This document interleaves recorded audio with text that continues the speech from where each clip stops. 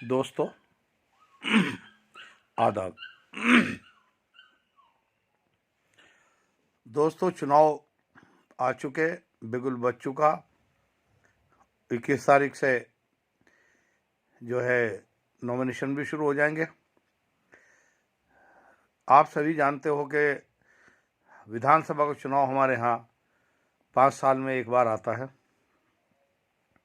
इस चुनाव में हमें जो प्रदेश को चलाने वाली सरकार होती है उसमें अपने प्रतिनिधि चुनकर भेजे जाते हैं, और ये उम्मीद रखते हुए कि वो हमारी भावनाओं की कदर करते हुए हमारा प्रतिनिधित्व करेंगे। दोस्तों, पिछले एक लंबे अरसे से सहारनपुर में हम आप सभी लोग लाला नाम के एक व्यक्ति को चुनते चले आ रहे हैं। हम अपना वोट देते हैं ईमानदारी के साथ, लेकिन क्या उसके बदले में जो हमारी अपेक्षाएं हैं, जो हमारी उम्मीदें हैं, वो पूरी हो पाती हैं? मैं आपको शुरू से लेके चलता हूं। रशीद साहब, मैं मज़ाहिर हसन राना और हमारे सहारनपुर के हाजी बहार अंसारी साहब और काफ़ी लोग, जिसमें बहार खां, अब्दुल हफीज़ इंडिया और बहुत लोग, हम इसमें ज़मीरा भी हमारे शमादार से हैं। अलग अलग महलों से हम लोग इकट्ठे काम करते थे और रशीद साहब के कहने से हम लाला को वोट दिलवाया करते थे। लेकिन दोस्तों, लाला वोट लेता था और धोखा देता था। एक बार नहीं, बार बार धोखा देता था, बार बार धोखा देता था। रशीद साहब के पास ही जाता था, कभी गंगा जल की कसम खाता था, कभी ईश्वर की कसम खाता था। गंगा जल लेके भी गया है कि रशीद साहब मुझे माफ़ कर दो। रशीद साहब इसे माफ़ कर दिया करते थे। लेकिन जब ये बात कई बार हो गई, कई बार ये चीज़ चली, तो रशीद साहब कहने लगे, इकबाल भाई, लाला मन का काला। ये अपने मतलब के लिए तो माफ़ी भी मांगता है, सब कुछ करता है। और दोस्तों, इंतहा तो ये हो गई कि रशीद साहब का बनाया हुआ ये एमएलए हम लोगों की मेहनत से बना, और जब ये मिनिस्टर बन गया तो रशीद साहब का नाम, जब ये उद्घाटन करता था अपनी निधि विधि का, तो उस पर नाम नहीं देता था पत्थर पे। रशीद साहब मुझे कहने लगे, मेरे से उद्घाटन भी करा रहा और मेरा नाम भी नहीं दे रहा, देखो क्या वक्त आ गया। तो खैर, ये चलता रहा, मामला चलता रहा, इसके धोखेबाजियाँ चलती रही, और इंतहा ये होगी कि रशीद साहब मरहूम हो गए। अब इसका तरीका ही सारा चेंज हो गया। अब ये सोचता है कि मुसलमान तो मुझे वोट देगा, इसकी तो मजबूरी है। अरे भाई, जब हम तुम्हें वोट देंगे तो फिर तुम्हें हमारी उम्मीदों पर भी खरा उतरना होगा। अब जब ये चुनाव लड़ता है लाला, तो हम इसे वोट देते हैं, कभी 70,000, कभी 80,000, कभी 1 लाख।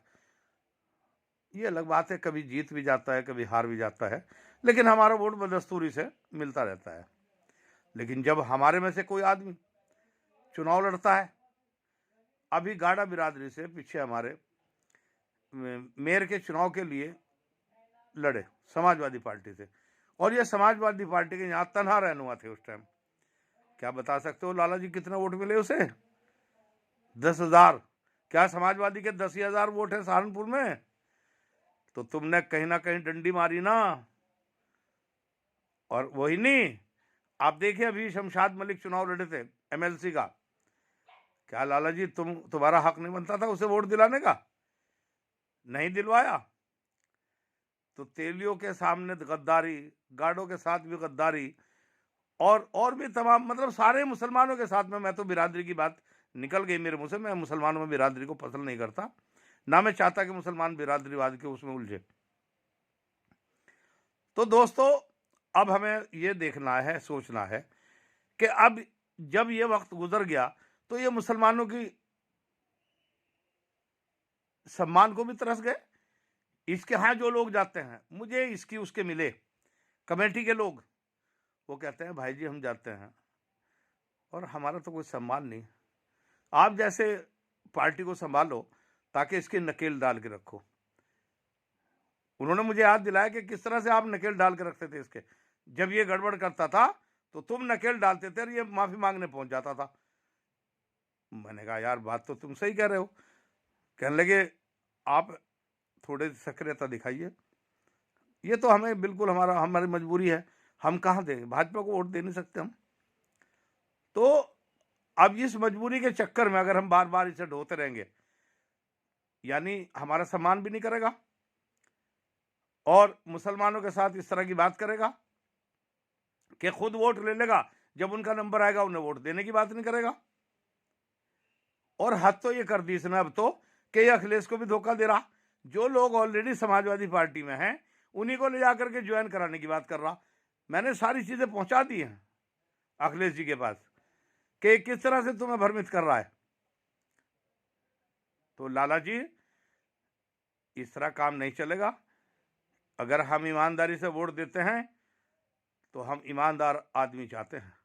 तुम तो खरे उतरते नहीं, ईमानदारी पे बार बार धोखा देते हो, बार बार अपमानित करते हो। बहुत सारे कई लोगों का, मुझे एक साहब ने तो टिंकू अरोड़ा का भी बताया था, मैं हिरण महारान में गया था, वहां बात हुई, नाम नहीं बताऊंगा कौन साहब थे, उन्होंने कहा उसके साथ भी बेइज्जती करी। कोई विपिन जैन है, उनके साथ भी इसने करी। मुसलमानों के साथ तो कर ही रहा है, उनके साथ भी करता है, क्योंकि इसके दिमाग में खुमार चढ़ गया, ये समझने लगा तू एमएलए बन जाएगा। तो दोस्तों हमने तय किया है कि इस बार चुनाव में लाला जी को वोट नहीं करना। अब आप कहोगे अगर लाला जी को नहीं देंगे तो किसे देंगे, उसका विकल्प भी 1-2 दिन में आपके सामने आ जाएगा। मुस्लिम पिछड़ों के नाम पर यहां चुनाव लड़ा जाएगा और मैं आपको बिरादरी का नाम बता दूं, कैंडिडेट होगा अंसारी बिरादरी का। तो हम यहां से इंशाल्लाह जीत सकते हैं। जैसे वो कहा था ना अंबानी ने कि दुनिया कर लो मुट्ठी में, हमारे पास फार्मूला है कि चुनाव कर लो मुट्ठी में। लेकिन संजय ने उस पर कभी ध्यान नहीं दिया। ये तो सोचता था हौच पौच में होकर के जो वोट मिल गया मैं इससे बहुत आगे बन जाता हूं। जब समीक्षा हुई थी 2014 की, मुलायम सिंह जी ने मुझे और मेरे साथ में 4 लोगों को बुलवाया था, और जब संजय वहां बोलने लगा तो इसे यूं कहा था पूरे चुनाव तो बोला तू चुप हो बैठ जा, बात नहीं सुनी थी इसकी। तो दोस्तों आपके भाई की बात ये खुद भी जानता है। नेताजी ने मुझे अपना आशीर्वाद दिया, मुझे 2009 में भी प्रदेश में सचिव बना के रखा और बड़ी मेरे से उनसे रखते थे वो। और अखिलेश भी मुझे चचा कह के मुखातिब करते हैं। तो मैं ये बात कहना चाहता हूं कि इस बार हमें लाला जी को ये बता देना है कि लाला जी ऐसे नहीं चलेगा कि हम तो आपको वोट देते रहें और आप हमें जलील भी करोगे, हमें अपमानित भी करोगे और हमारा वोट लेकर के काम दूसरे गैरों के करोगे, गैरों को इज्जत दोगे, हमें जलील करोगे, नहीं चलेगा। तो दोस्तों आज तो थोड़ी सी इसलिए बनाई ये वीडियो ताकि आपको मालूम हो जाए आगे की तैयारी ये है। मैं पूरे शहर में घूम रहा हूं, तमाम लोगों से बातचीत हो रही है, बहुत लोग नाराज हैं, बहुत लोग नाराज हैं। तो उनकी नाराजगी का हल एक है बस, ये अब आएगा माफी मांग लेगा, लेकिन चुनाव बाद फिर जूं का तो हो जाएगा।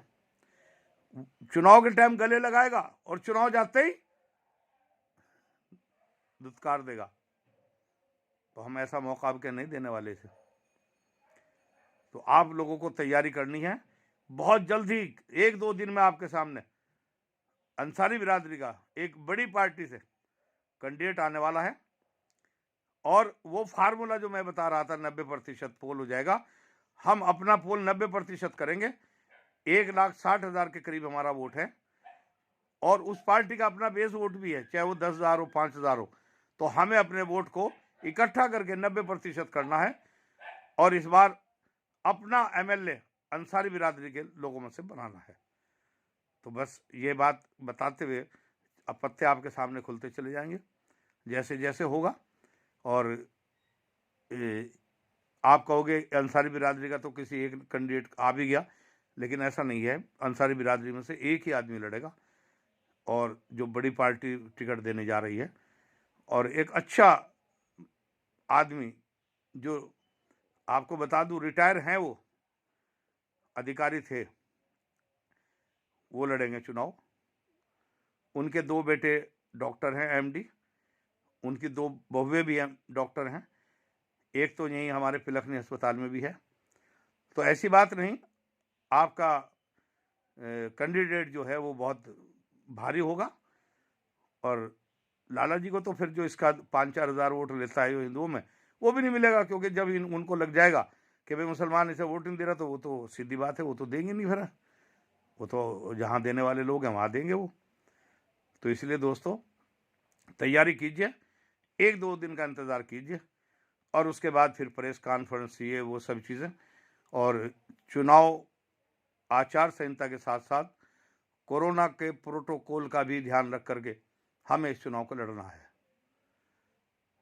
अंडरग्राउंड चलेंगी, वीडियो पे चलेंगी। अगर हम सब जगह नहीं भी जा सकते तो हम अपनी वीडियो रिकॉर्ड करके अपना मैसेज सब तक पहुंचाएंगे।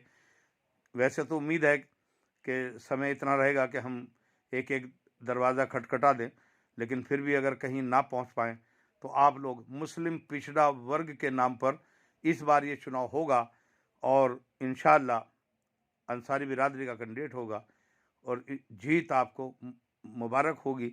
और जिस तरह से ये जलील करता है, आपने के सामने मैं 2 उदाहरण रखे हैं, और भी रखूँगा, बहुत सारी बातें हैं इसकी, बहुत सारी, एक नहीं, वो सारी चीज़ें आपके सामने आती रहेंगी, जब चुनाव होगा जब भी आती रहेंगी, उसके बाद भी। तो इसीलिए हमने एक नारा दिया है, उस नारे को आप याद कर लो कि लाला जी का इस बार नगर विधानसभा से खदेड़ा होगा, खदेड़ा। अब के खदेड़ा होगा इनका, लाला जी का। नहीं चाहिए लाला इस बार, नहीं चाहिए लाला इस बार, लाला चाहिए विधानसभा के बाहर, लाला चाहिए विधानसभा के बाहर। तो दोस्तों तैयारी कीजिए, इंशाल्लाह वीडियो तो आपको मिलती रहेंगी। और मैदान में भी हम निकल चुके हैं। ये तो इसलिए थोड़ी सी से छूट रही कि मैं 2-3 साल बीच में बाहर रहा। 2014 के चुनाव के बाद में मैं 16 में मैं चला गया था किसी एक घरेलू समस्या की वजह से, तो अब अभी आ गया था मैं 2018 में, लेकिन चुनाव अब आए हैं 22 में। तो इसलिए जो है 19 में आ गया था मैं, 19 में जब हाजी फजल रहमान साहब को जो है जीत हुई, तो मैं उनके घर पे जाके मिला था, उसी वक्त में आया था। लेकिन मैंने फिर भी मुस्लिम बैकवर्ड के नाम पर हाजी जी चुनाव लड़ रहे थे, मैंने मजबूती के साथ में फेसबुक पर, गोवा में रहते हुए भी मैंने पूरा मेयर के चुनाव में भी इनके और लोकसभा में भी मैं उससे काफिल नहीं रहा। लेकिन यह है कि प्रैक्टिकल जो है लोगों के बीच में नहीं आ सका था, अब आ गया हूँ। इंशाल्लाह मजबूती के साथ चुनाव लड़ा जाएगा और आपको किसी बात की भी कमी महसूस नहीं होने दी जाएगी। आप तैयारी कीजिए। 90% कैसे पोल होगा वो मैं आपको बताऊंगा, वो फार्मूला, वो क्योंकि वीडियो पे बताने का नहीं है, वो अंदर बताने का है। और आप खुद कहोगे कि वाकई हम चुनाव जीत जाएंगे, हमारा वोट भी ख़राब नहीं होगा, ज़ाया भी नहीं जाएगा, और एक बहुत बड़ी पार्टी से हम लोग चुनाव लड़ेंगे। इसी के साथ साथियों, खुदा हाफिज़, अस्सलाम वालेकुम।